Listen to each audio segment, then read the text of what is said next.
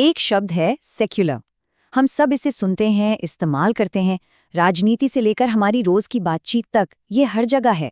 पर क्या हमने कभी सोचा है कि ये शब्द आया कहाँ से, इसका असली मतलब क्या है? चलिए आज इसी जाने पहचाने शब्द के पीछे छिपी एक बहुत ही अनसुनी कहानी को जानते हैं। तो सवाल यही है, सेक्युलर शब्द के पीछे की असली कहानी है क्या? क्या ये बस इतना ही है कि सब धर्मों का सम्मान करो, या फिर इसके पीछे सत्ता का, संघर्ष का और एक पूरी की पूरी सभ्यता का इतिहास छिपाए? एक ऐसी कहानी जो शायद हम तक पहुंचने ही नहीं दी गई।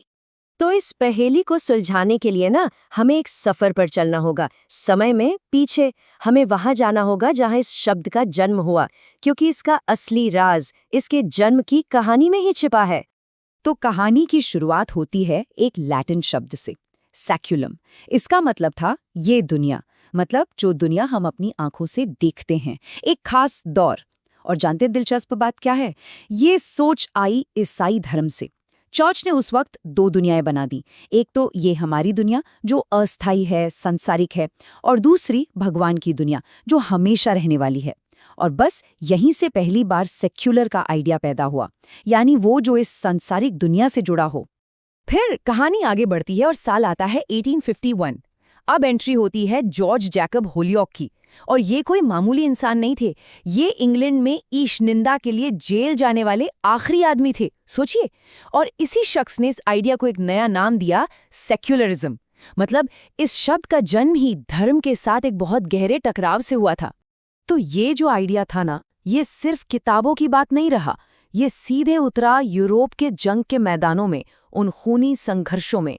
असल में ये एक हथियार की तरह था, एक ऐसा हथियार जिसे सत्ता की एक बहुत बड़ी लड़ाई को सुलझाने के लिए बनाया गया था। अच्छा, अब समझते हैं कि ये हुआ कैसे। देखिए, शुरू में पोप ने कहा कि ठीक है, राजा की ताकत अलग, चर्च की ताकत अलग। लेकिन ये शांति ज्यादा दिन नहीं चली। बहुत जल्द चर्च ने कह दिया कि असली बॉस तो हम हैं।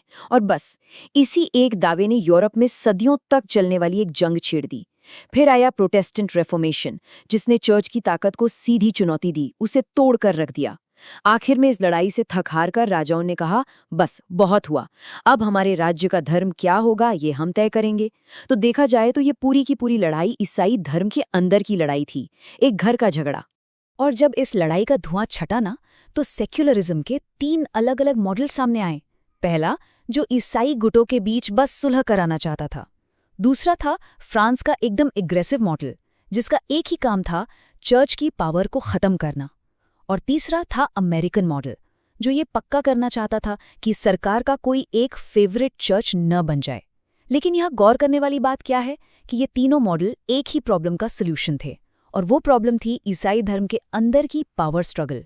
तो सवाल ये उठता है कि ये आइडिया जो यूरोप में पैदा हुआ, जो वहाँ की लड़ाइयों को सुलझाने के लिए बना था, वो हजारों मील दूर भारत कैसे पहुँच गया? यहीं से कहानी एक बहुत ही दिलचस्प मोड़ लेती है।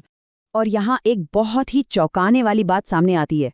जब हमारा संविधान बन रहा था ना, तो सेक्युलर शब्द को जोड़ने का प्रस्ताव आया था और उसे खारिज कर दिया गया। क्यों? क्योंकि नेहरू जैसे बड़े नेताओं का मानना था कि हमारे संविधान का जो मूल ढांचा है, जो उसकी आत्मा है, वो पहले से ही सबको साथ लेकर चलने वाली है। उसे किसी बाहरी लेबल की, किसी टैग की जरूरत ही नहीं है। मतलब ये शब्द हमारी असली सोच का हिस्सा था ही नहीं। लेकिन फिर कहानी बदल गई। साल था 1976। देश में इमरजेंसी लगी हुई थी, और तभी 42वें संशोधन के जरिए इस शब्द को हमारे संविधान की प्रस्तावना में, उसके प्रीएम्बल में डाल दिया गया। और सोचिए, ये कब हुआ? ये उस वक्त हुआ जिसे भारत के इतिहास के सबसे काले अध्यायों में से एक माना जाता है, इमरजेंसी के दौरान। एक ऐसा वक्त जब डेमोक्रेसी सस्पेंड थी, जब विरोध करने वाली हर आवाज को चुप करा दिया गया था। तो भारत में इस शब्द की एंट्री कोई शांति से नहीं हुई, बल्कि एक बहुत बड़े संवैधानिक संकट के बीच हुई। और अब हम आते हैं कहानी के सबसे बड़े सवाल पर।